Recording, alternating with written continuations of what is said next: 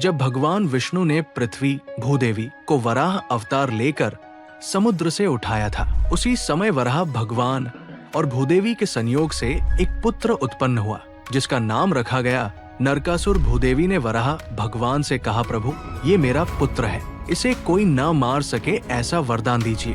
विष्णु मुस्कुराए और बोले, तेरा पुत्र तभी मरेगा जब तू ही उसके वध में सम्मिलित होगी।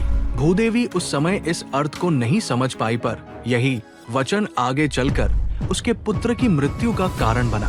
ब्रह्मा जी ने उसे प्रागज्योतिषपुर, आज का असम और गुवाहाटी क्षेत्र का राजा बना दिया। शुरू में नरकासुर एक धर्मप्रिय राजा था, पर समय के साथ उसमें अहंकार और शक्ति की प्यास बढ़ती गई। शुक्राचार्य की शरण में जाकर उसने तंत्र मंत्र और मायावी शक्तियां प्राप्त की और फिर उसने आरंभ किया देवताओं, ऋषियों और स्त्रियों पर अत्याचार।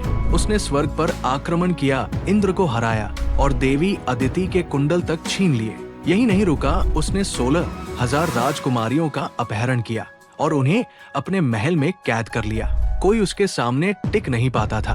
देवता, महर्षि और भूदेवी स्वयं कृष्ण के द्वार पर पहुंचे। उन्होंने कहा, प्रभु आपका ही पुत्र अधर्म के मार्ग पर चल पड़ा है, हमें बचाइए। भगवान श्री कृष्ण मुस्कुराए, भूदेवी का वचन अब पूरा होगा।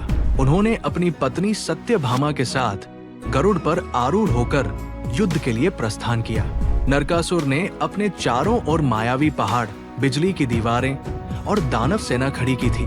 कृष्ण ने सुदर्शन चक्र और शारंग धनुष से असुरों का नाश किया, लेकिन जब कृष्ण ने नरकासुर पर वार किया, वो वार वापस पलट गया। तभी सत्यभामा के शरीर में भूदेवी की शक्ति प्रवेश कर गई, क्योंकि वराह ने कहा था, भूदेवी के सहयोग से ही नरकासुर मरेगा।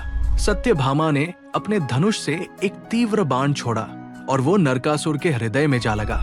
नरकासुर जमीन पर गिर पड़ा और कहा, प्रभु मुझे क्षमा करें, मैं